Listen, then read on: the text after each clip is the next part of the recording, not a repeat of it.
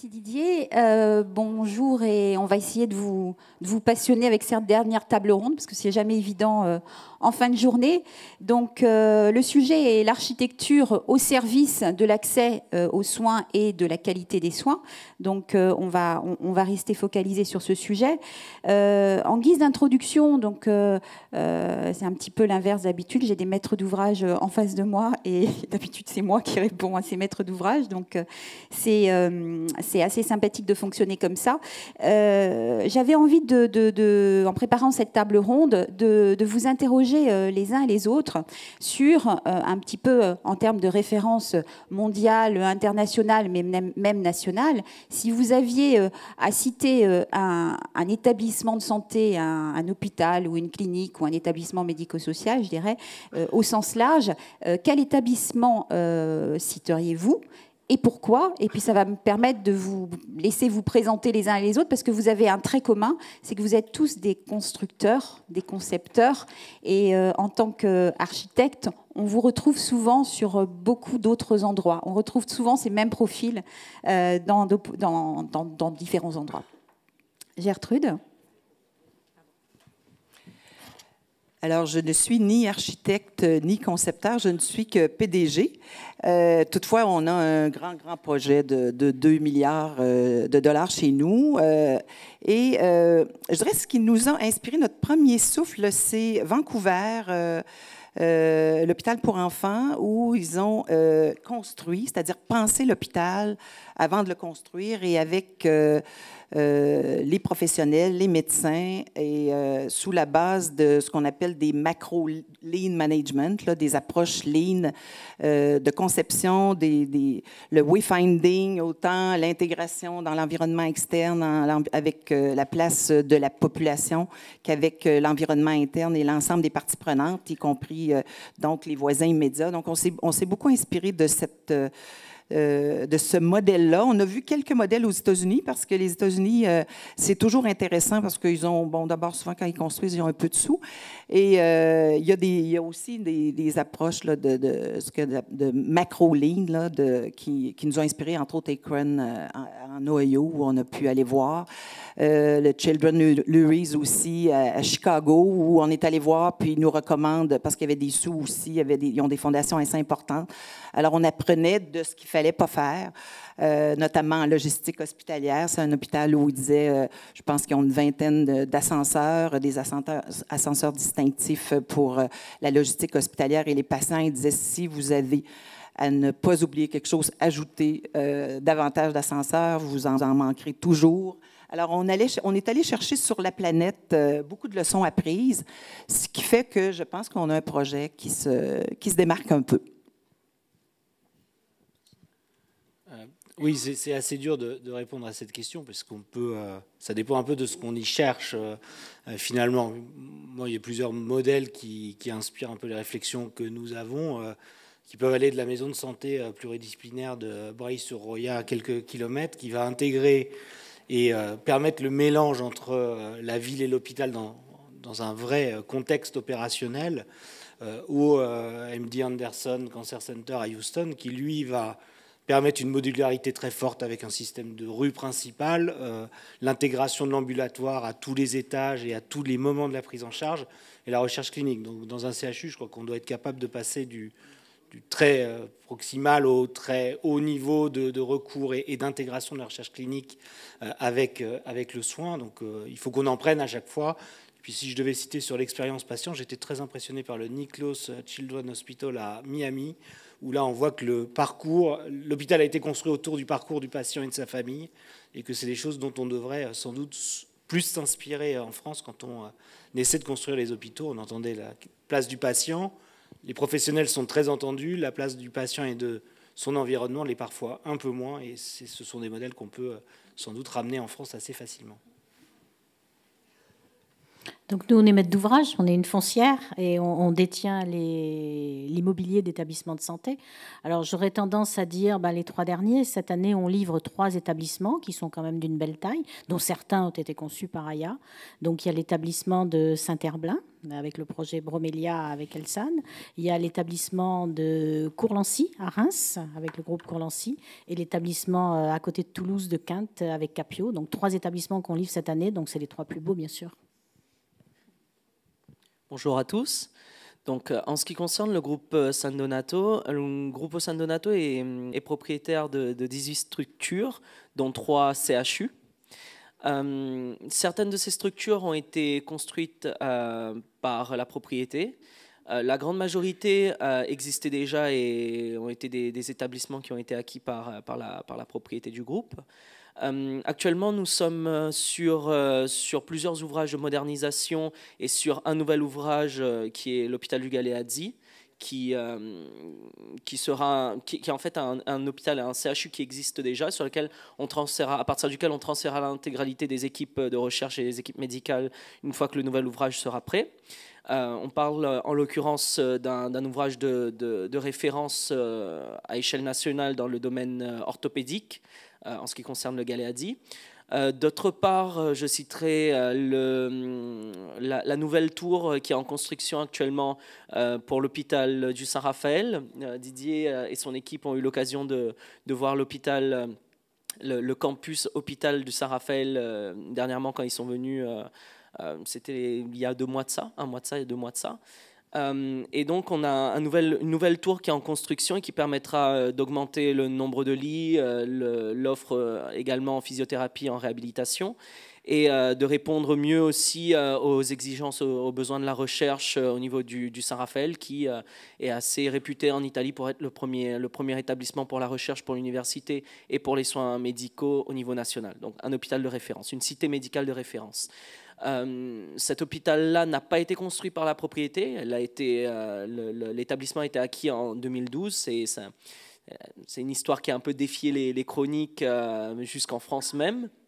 Mais nous devons dire que la propriété et la nouvelle administration ont fait un excellent travail qui a été d'ailleurs félicité. J'en profite pour le signaler par l'ancien ministre italien Renzi.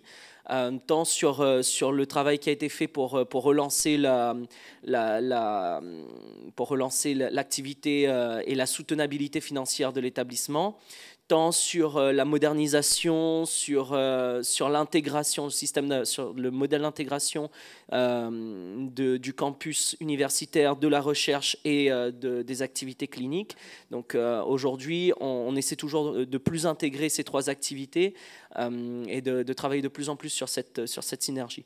Enfin, je citerai le siège du groupe San Donato, donc le Policlinico San Donato, qui actuellement est sur un gros travail de modernisation aussi et qui va bientôt voir plusieurs nouveaux buildings, un principal consacré à la recherche et des espaces consacrés des espaces qui, on va dire, vont s'ouvrir sur la ville et qui vont être plus orientés là sur le développement durable, sur les espaces verts et sur l'accessibilité au public et sur l'accueil des publics, y compris parking, etc. et espaces pour vélo. Donc ça, ce sont trois ouvrages qui sont actuellement en cours et sur lesquels la présidence du groupe San Donato et nos administrations se penchent particulièrement et qui se veulent modernes, qui se veulent plus intégrants sur, comme le disaient avant mes collègues, sur les smart cities et sur la connexion sur le reste de la ville et sur les espaces urbains. Alors, moi, j'ai fait l'exercice en tant que concepteur, puisque on a toujours besoin de se projeter les évolutions de la médecine, toutes les prises en charge évoluent, l'environnement de nos villes et les transitions auxquelles nous devons faire face évoluent également. Donc, on s'est penché également sur le sujet au sein de notre fondation, la Fondation EIA, et on a un atelier santé qui est prospectif et en tout cas qui essaye à minima de capitaliser, puisque, à mon sens, l'architecture doit au moins être un facteur, en tout cas ne pas être un frein à l'évolutivité. On en parlait tout à l'heure. Pour moi, c'est la règle numéro 1. Mais au mieux, doit avoir ce temps d'avance pour anticiper les évolutions de notre société. On a eu longtemps, on considérait que les hôpitaux ou les établissements de santé étaient en soi des objets un peu déconnectés, un peu des citadelles imprenables, et que souvent d'ailleurs pour les franchir, il fallait faire un parcours qui n'était pas toujours évident, ni pour le patient, ni pour l'accompagnant, ni je dirais pour l'habitant tout court. Donc par rapport au nouveau CHU de Québec, qui va être qui est un grand projet, qui est en cours de construction. Selon vous, Gertrude, quels sont les points essentiels liés à l'architecture, mais également liés au parcours, à des notions de plan directeur qui sont inhérents au fait qu'un établissement puisse évoluer, et à tout ce qui est lié aux usages des patients, mais des accompagnants. On parle beaucoup d'ambulatoires, on parle beaucoup de patients au cœur de ces établissements, mais en fait, qu'est-ce qui est fait pour eux de différent dans ce futur établissement? Qu'est-ce qui est spécifique peut-être au Québec? Parce que je pense qu'il y a peut-être des particularités. Est-ce que vous pouvez nous en parler et nous mettre en perspective avec peut-être ce temps d'avance, puisque quand le projet sera livré, il y a souvent beaucoup de temps qui se passe entre le moment où on décide et le moment où le projet est livré. Qu'est-ce qui va se passer dans ce futur établissement? Merci.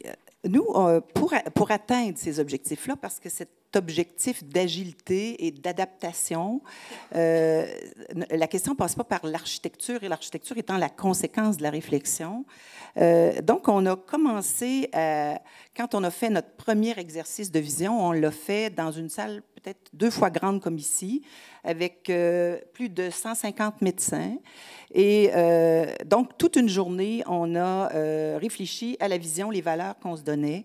Et cet exercice-là nous a guidés pour, jusqu'à maintenant, il nous guidera jusqu'en 2026.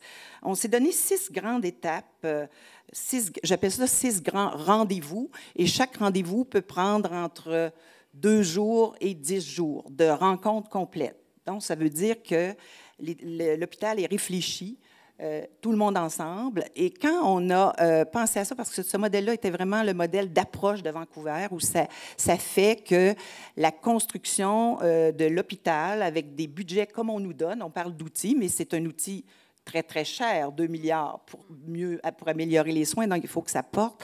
Et pour que notre interne, c'est-à-dire nos employés, nos médecins, nos gestionnaires, soient les ambassadeurs de ce grand projet-là. Et on voit souvent de très grands projets, on l'a vu, nos amis du CHUM faire les manchettes, un projet de plus de 2 milliards et se faire avoir des détracteurs sur la place publique. Et ça, pour nous, ça nous interpellait beaucoup parce que quand les gens travaillent très fort dans un projet comme ça, il faut mettre les données. Donc, on s'est fait 6 étapes. On a appelé la première définir notre vision, celle que je viens de vous dire. Se connaître et se reconnaître, ça, c'était vraiment de faire... d'imager sur des murs comme ici nos trajectoires patients actuelles. Et ça, c'est excessivement intéressant. On fait ça avec des bouts de laine. Oui, oui, c'est vrai, c'est rigolo, des bouts de laine rouge, jaune. Alors, et là, chacun des intervenants prend connaissance des aberrations de la trajectoire patient. Mais ceux qui prennent conscience de ça, c'est pas seulement les médecins et les professionnels, c'est aussi les architectes qui sont avec nous. Et quand on parle de l'interprofessionnel, souvent, nous, on fait référence à nos professionnels avec les médecins, les infirmières, mais quand on construit la collaboration interprofessionnelle, ça ajoute les architectes, les ingénieurs de structure.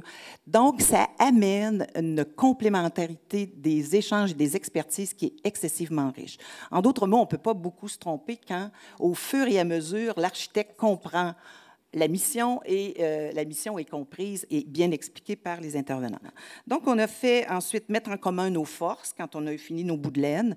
Et dans cet exercice de 5 jours à libérer des gens pour mettre en commun nos forces, là, on commence à monter déjà l'hôpital, à se faire des liens de proximité. On a des maquettes et ça a l'air très enfantin, ce que je vous dis là. Mais c'est très imagé. Et quand on est avec les gens puis qu'ils voient « Ah, mon bloc opératoire va être là dans les soins critiques, qu'est-ce que je mets en dessous? » Déjà, les pièces du puzzle s'alignaient. Et depuis, on n'a rien changé de ça. puisque ça avait été réfléchi pour le patient. Et c'est ça la clé, c'est-à-dire quand on réfléchit bien ensemble pour le patient, là, ce qu'on appelle, on ferme des étapes. Cette étape-là est fermée. Et après, plus on avance. Après, c'était imaginer l'avenir ensemble. Donc, ça, c'est les lunettes roses, hein, dans ceux qui connaissent bien les approches de Kaizen et les approches Lean. Alors là, on va dans l'idéal. Et par la suite, on commence où on en est maintenant, à définir nos modes de fonctionnement. Et là, il y a toujours 3 thèmes. C'est transformer, se transformer et la transition, comment on va faire les deux, et le transfert. Alors là, on est dans se transformer, c'est-à-dire transformer nos pratiques, et ça prend de l'accompagnement des équipes parce que les médecins changent leur façon de faire. On réunit des équipes qui ne travaillaient pas ensemble, il faut les faire travailler ensemble. Alors, et c'est à partir de ça que se définit la structure. Donc, au moment où on en est aujourd'hui, juste pour vous dire, on a un cyclotron qu'on ajoute qu'on n'avait pas, donc il y a des nouveaux savoirs qui s'ajoutent. Après, notre centre intégré sur le cancer va se construire, devrait ouvrir en 2019. On a aussi obtenu du ministère des sous pour faire cette approche, 6 millions de plus, en garantissant qu'on allait entrer et dans nos budgets et dans nos délais. Ça, c'est un engagement de mon sang. Alors, vous verrez ce qui m'arrivera. Et on a aussi eu l'autorisation de faire une plateforme clinico-logistique en dehors des murs de l'hôpital pour mettre en place les meilleures approches au niveau des services alimentaires, la pharmacie, les retraitements des dispositifs. Vous, les Français, vous êtes très avancés dans ça. Alors, on est venu vous voir, presque on a visité la France au complet dans ces approches. Je m'arrête là. Juste par rapport, vous parlez du travail au sein de l'hôpital. Est-ce qu'il y a de nouveaux services qui sont entrés dans l'hôpital, qui sont des services de la ville ou du territoire dans lequel vous évoluez, qui sont entrés dans l'hôpital? Est-ce que l'interconnexion, je dirais, de cette citadelle imprenable avec le territoire dans lequel vous êtes a évolué depuis ces réflexions? Est-ce que des services, des commerces, est-ce qu'il y a des services qu'on peut trouver sans être hospitalisé ou sans être patient qui sont dans votre futur hôpital ou pas? Pas. Non, c'est-à-dire que nous, notre objectif, c'est de faire un véritable CHU. Un véritable CHU, c'est pas n'importe quoi. Hein? Donc, c'est des soins spécialisés, surspécialisés. Donc, ce que ça amène, oui, c'est de faire des choix avec nos partenaires sur le développement accru de l'ambulatoire, la spécificité des lits de courte durée. Donc, déjà, avant d'arriver, il faut que nos durées moyennes de séjour soient optimales. Déjà, on est rendu là. Donc, on est rendu là plus que 5 ans à l'avance. Et après, bien sûr, il faut tenir. Nous, on implante le nouvel hôpital et c'est dans un secteur qui est un secteur à développer. Donc, du point de vue de la ville et du gouvernement, c'est vu comme un bel investissement. Donc, vous entendez tramway, SRB, service de réseau de bus, et éventuellement un 3e lien entre Lévis et Québec. Là, mais bon, je vous laisse ça. Nous, ça fait les gorges chaudes à Québec, mais c'est juste à Québec. Bon, voilà. Mais donc, oui, mais on ne peut pas faire un hôpital comme ça sans que ça ait une influence. Il y a des cliniques médicales qui se construisent autour. Ça augmente la valeur du coût des terrains autour de l'hôpital. Donc, ça a un effet incroyable sur l'environnement de la ville. Donc là, vous allez être la locomotive et l'urbanisme va se construire autour. Charles, vous avez une expérience... dans les nombreuses expériences que vous avez eues. La dernière, en l'occurrence, vous arrivez dans un CHU nouveau projet, d'envergure immense. Comment vous abordez la chose? Comment est-ce que vous avez revu des choses en termes de fonctionnement, en termes d'architecture? Et quel regard vous posez sur ce projet, mais globalement, sur ce que vous avez pu constater? Alors effectivement, vous n'êtes pas sans savoir qu'on a livré il y a peu de temps, il y a quelques mois, la première phase d'une très grosse opération qui s'appelle Pasteur 2, qui a regroupé un certain nombre de services sur 70 000 mètres carrés. Sans rentrer dans le détail de l'opération, ce n'est pas forcément intéressant aujourd'hui.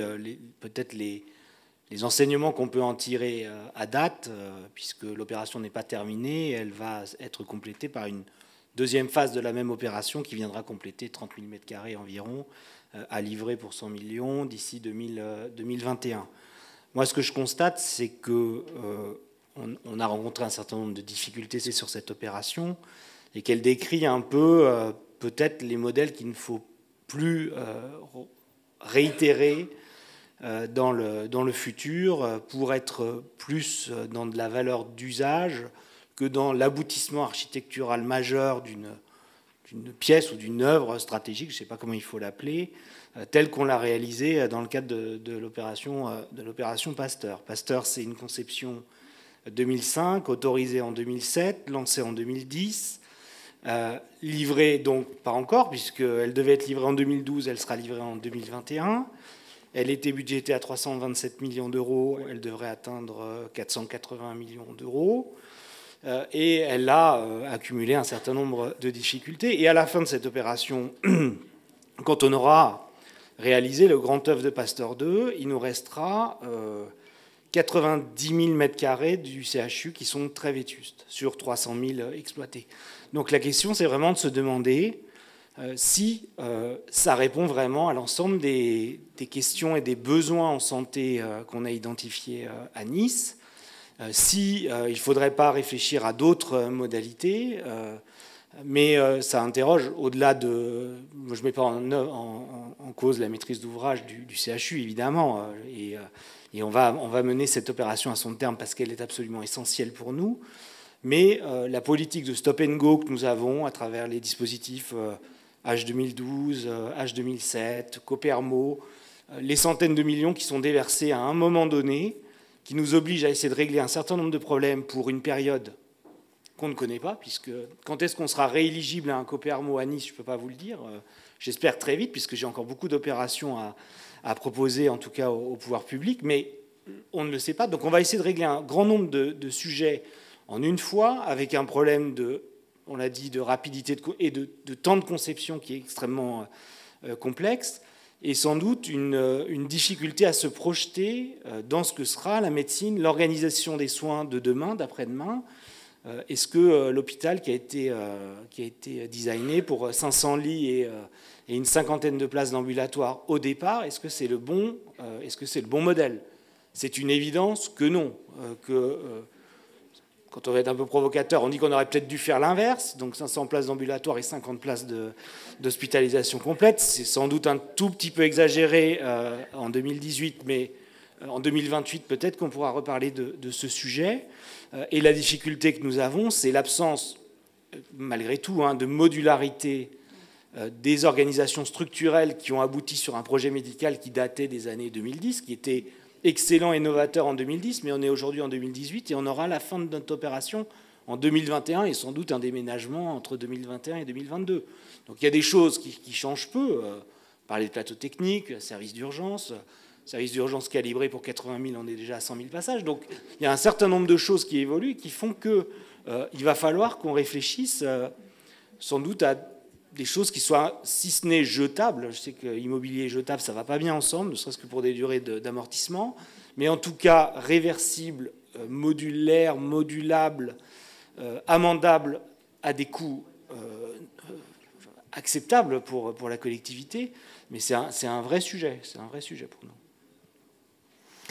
Françoise, donc le point de vue entre guillemets, pas entre guillemets d'ailleurs, de l'investisseur et du propriétaire de murs. Pour vous, quels sont les critères fondamentaux quelque part que vous devez retrouver dans un établissement de santé, à la fois en termes d'investissement, mais d'évolutivité qu'évoquait Charles, pour que je dirais le patrimoine puisse évoluer au regard de ces techniques, de ces prises en charge qui de toute façon continuent et continueront à évoluer.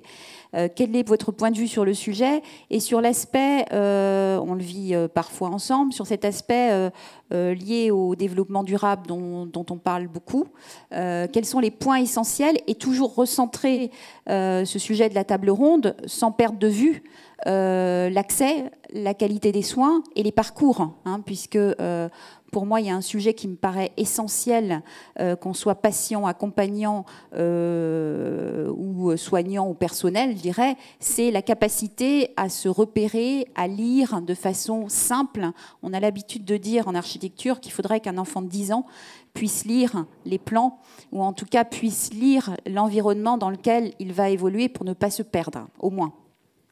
Alors, nous, le maître mot, c'est la pérennité, parce que nous, on investit pour de nombreuses années et on a besoin que les établissements soient pérennes, on a besoin que les établissements soient au goût du jour. Et en effet, comme il y a un délai, alors peut-être moins en privé qu'en public quand même, mais il y a un délai entre le jour où on conçoit l'établissement et le jour où on livre, il faut avoir des établissements qui pourront évoluer et où on pourra trouver des nouvelles manières de soigner une fois l'établissement livré, qu'on pourra faire évoluer complètement. Donc ça, c'est important, la pérennité, l'évolutivité sur un établissement.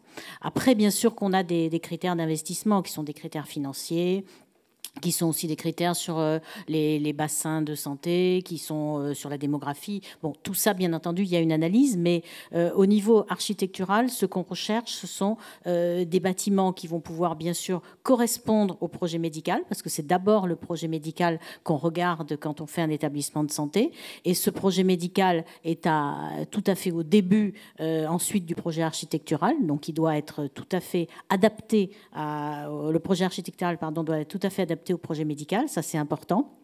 Et on essaye d'être moteur en matière d'innovation. Et on essaye de prévoir l'établissement de demain. On essaye de voir, il y a des établissements connectés aujourd'hui. Il y a des établissements qui doivent prévoir comment on va soigner demain. Bien entendu, l'ambulatoire, avec cette inversion, hein, comme vous le disiez, peut-être pas dans ces proportions, mais en tous les cas, d'avoir des circuits patients qui sont bien adaptés à l'évolution des modes de soins de demain. Et ça, il faut l'anticiper. On est aujourd'hui très partie prenante, même si l'exploitation elle-même ne nous concerne pas, puisque ce sont nos locataires qui exploitent les cliniques, mais on est quand même très impliqués et on a ces partenariats assez imbriqués avec eux et on essaye d'apporter des solutions et on essaye de faire en sorte que l'immobilier réponde à leurs besoins et à l'évolution de leurs besoins. Ça, c'est important. On a également, par exemple, aujourd'hui, on travaille sur un projet de puces qu'on mettrait avec des bracelets. Alors, ça se fait dans plein d'endroits, mais là, on essaye d'avoir quelque chose d'innovant pour suivre à la fois le parcours du patient et le parcours d'éventuels casiers qui sont mobiles en ambulatoire. Bon, on travaille sur ce projet-là qu'on va mettre en expérimentation dans un établissement et qu'on finance avec nos fonds innovation d'ICAD. Donc, c'est pas complètement de l'immobilier, c'est un peu de l'immobilier parce qu'il y a des capteurs à installer, mais c'est aussi ça fait partie de l'offre de soins et ça fait partie de l'exploitation. Donc il est très important pour nous d'avoir, on ne construit pas un immeuble, à l'hôpital en l'occurrence, et puis après on s'en va. Nous on est là pour longtemps, donc il faut que ça dure et qu'il faut qu'on soit en accompagnement dans cette durée. James, dans votre groupe, la place du patient, vous en parliez tout à l'heure, est au cœur des organisations de votre immobilier, de vos bâtiments. Sur les lieux principaux auxquels vous attachez de l'importance, comment les appréhendez-vous? On parlait tout à l'heure d'ambulatoire, je ne sais pas comment en Italie je dirais le parcours et les services et les flux sont organisés au mieux au service des soins et de cette qualité. Comment vous organisez cela chez vous? Alors, c'est compliqué et c'est simple à la fois.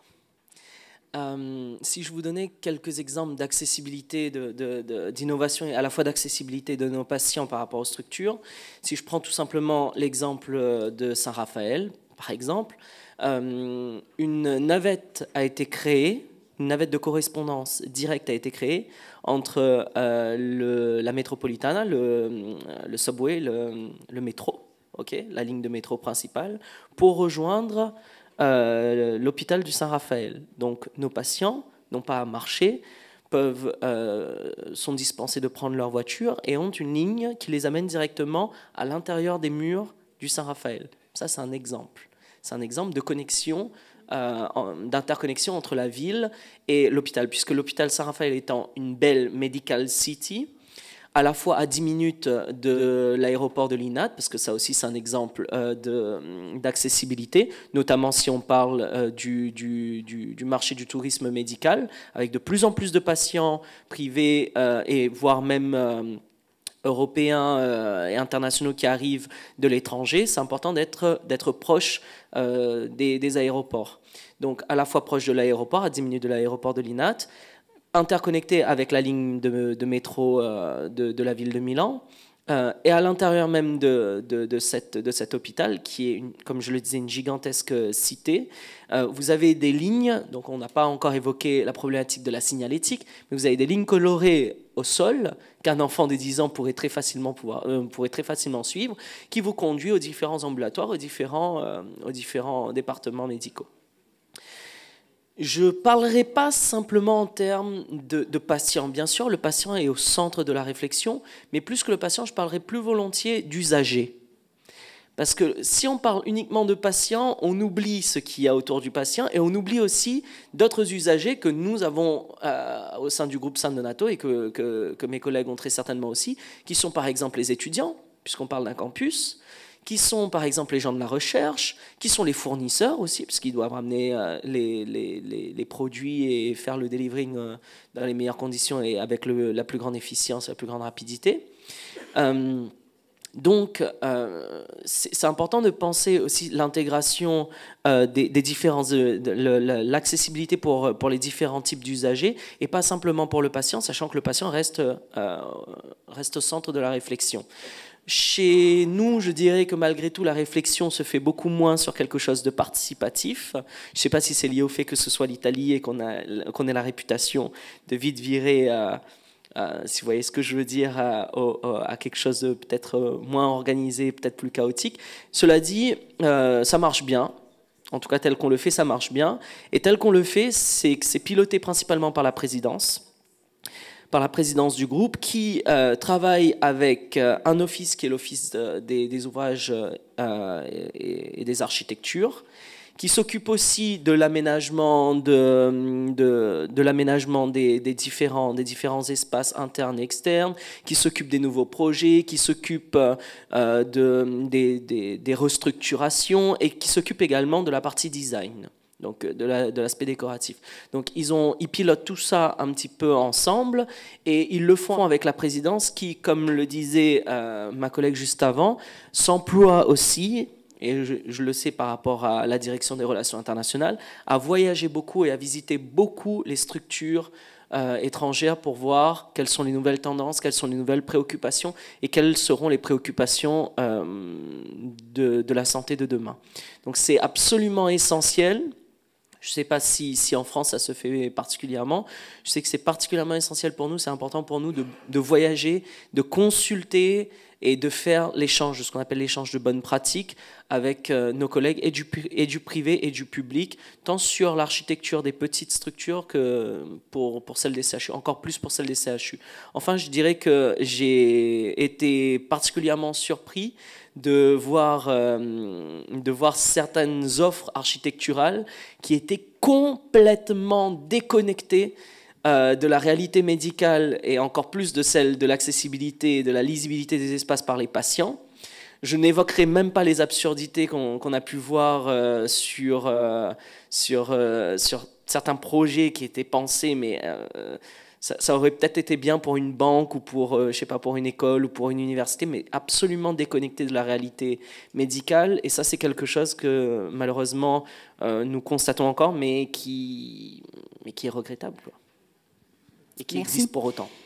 Juste avant de prendre les questions, j'avais demandé pour conclure la table ronde si je vous disais architecture et accès aux soins en un ou deux mots-clés, qu'est-ce que ça vous évoque? Gertrude.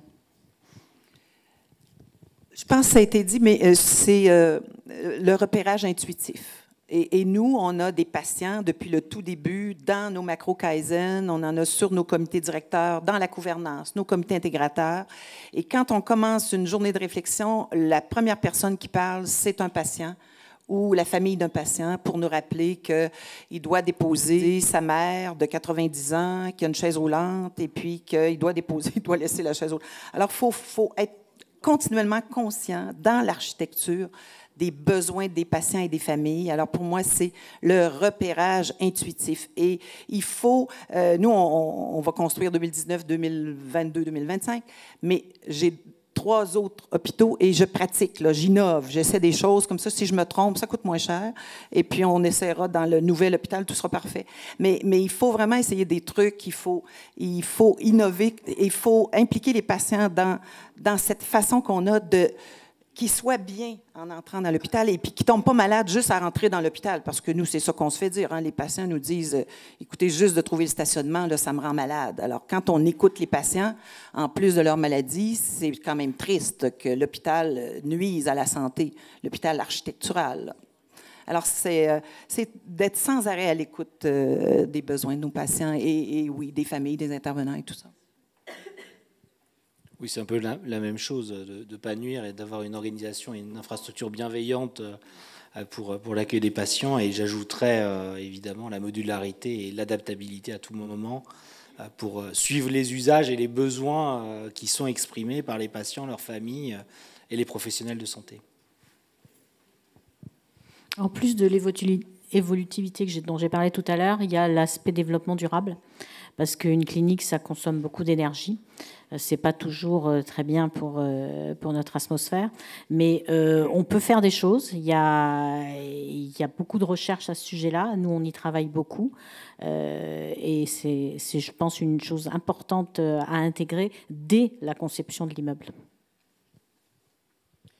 Pour ma part, je dirais les 3 paroles seraient lisibilité et accessibilité des usagers. La deuxième parole serait intégration à l'espace urbain. Okay. Et la troisième parole serait justement développement durable. Je pense que je piquerai malgré tout le mot à ma collègue, parce que c'est en effet absolument important. Avec développement durable, j'associerai vision à très très long terme. Bon, merci à tous. On va conclure cette table ronde. Le temps est un peu écoulé, désolé.